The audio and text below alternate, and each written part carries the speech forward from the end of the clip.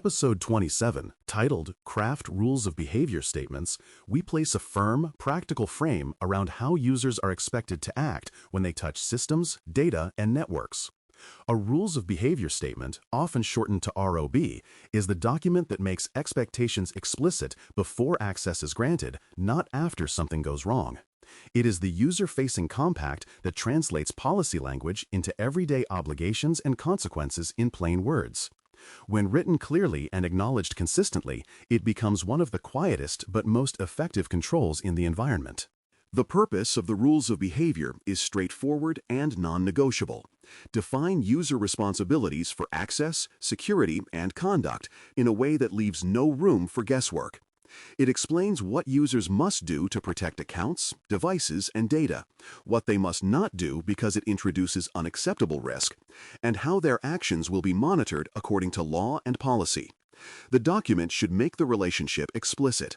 Access is conditionally granted in exchange for responsible behavior, and that behavior is traceable. By making the bargain transparent, the organization reduces ambiguity and gains a defensible position when enforcement becomes necessary. Clarity about who must sign is as important as what they are signing. Employees are obvious, but contractors, vendors, interns, volunteers, and visitors with any logical or physical access must also acknowledge the rules of behavior before credentials are issued or badges are activated. Privileged administrators require the same acknowledgement, with additional clauses that reflect their heightened authority and the heightened scrutiny that comes with it.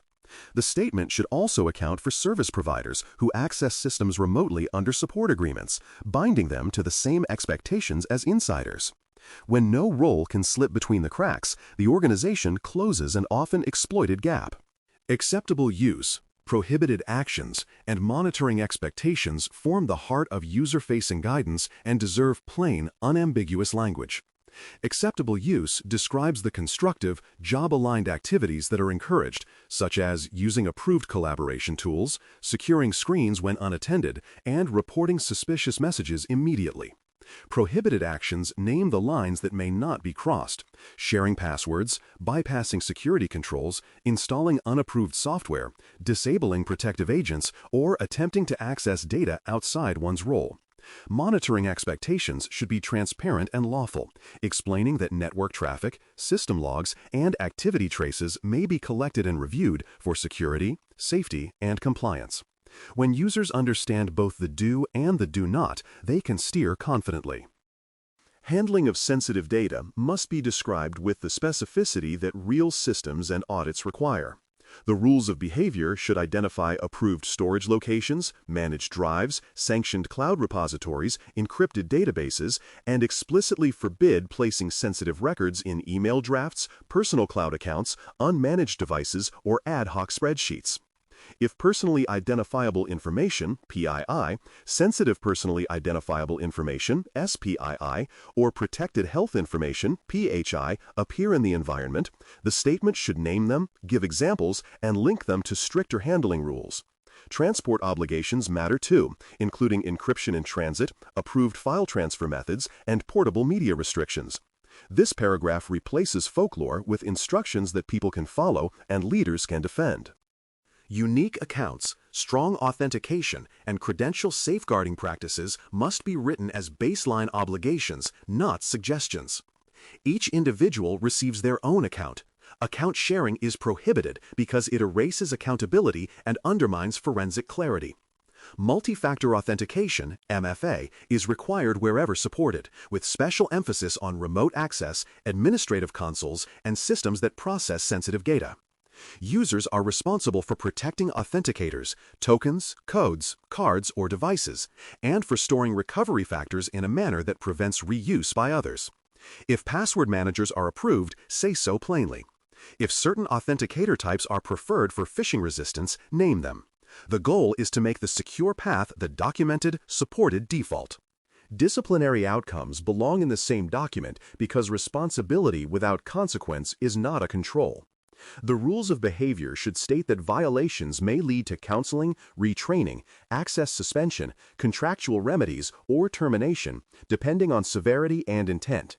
It should explain that deliberate misuse is treated differently from inadvertent error, and that cooperation during investigation is expected. When the organization operates under collective bargaining agreements or specific civil service rules, the statement should reference those frameworks without reproducing them. Clear, proportionate consequences protect fairness for individuals while protecting the system for everyone else. A recurring gotcha is the slow mismatch between outdated statements and current controls, which breeds both confusion and avoidable findings. If the rules of behavior say, use company-managed MFA app, but the identity platform moved to a different method last quarter, users will be out of step and auditors will be rightly skeptical. The remedy is to align the document to living sources of truth. Reference the identity provider for current factors, point to the approved cloud repository list, and tie prohibited tools to a maintained catalog. A quarterly light review and an annual formal refresh keep text synchronized with reality so that leadership does not promise what the systems cannot enforce. Electronic acknowledgement with scheduled renewal reminders is a simple improvement that pays dividends in coverage and evidence. Use a system that presents the current version on first login for new users and prompts existing users to re-acknowledge on a defined cadence, such as annually or when material changes occur. Capture the user's identity, timestamp, version identifier, and any supplementary attestations in a tamper-evident log that compliance teams can query. Renewal reminders should escalate gently, then firmly, culminating in access restrictions if the user does not sign by the deadline. This automation turns a one-time ceremony into a sustained commitment backed by records that stand up to scrutiny. Tracking signatures, versions, and revocation for departing users is part administrative hygiene and part legal prudence. The record should show exactly which version a person acknowledged and when, so that any subsequent dispute references the correct obligations. When a user leaves, their acknowledgement record should be linked to deprovisioning artifacts, account disablement, token revocation, and return of assets, and retained per policy. If access is later reinstated, the system should require a fresh acknowledgement of the current version to prevent silent drift. Versioning also enables change management. When clauses are added or clarified, the organization can target re-acknowledgement to affected populations rather than prompting everyone for minor edits. Before any credential is issued or access is granted, the program performs a quick but mandatory check. Confirm that the user's signature is recorded against the current rules of behavior version. This control can be implemented as a gate in the identity provider, the access request workflow, or the account provisioning script, and it should fail safely by denying access until acknowledgement is complete. Exceptions must be time-bounded and approved at an appropriate level, with a clear reason recorded, such as break glass access for emergency response and a post-event review that closes the gap. Treating this check as an enforceable step, not a courtesy reminder, prevents preventable lapses that later become headlines. A short memory phrase helps reinforce the habit at scale. No rules, sign once, renew regularly. No rules asks the organization to write clearly and teach the expectations in onboarding and refresher training. Sign once means access begins only after acknowledgement, never before, and the proof lands in an auditable system. Renew regularly gives the cadence that keeps statements aligned with evolving tools, threats, and responsibilities. This line is easy to repeat in town halls, handbooks, and login prompts, creating a common language that outlives any single campaign. Wrapping up, a good rules of behavior statement is a living compact. It sets purpose, names who must sign, defines acceptable and unacceptable actions, explains how sensitive data is handled, requires unique accounts and multi-factor authentication (MFA), mandates prompt incident reporting, and clarifies consequences. It avoids the trap of staleness through electronic acknowledgments, scheduled renewals, version tracking, and enforced pre-access checks that leave a trail.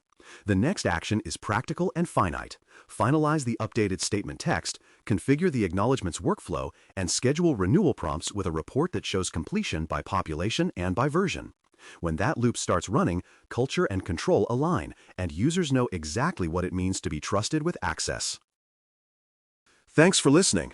For more audio courses, daily newsletters, and more, please visit baremetalcyber.com.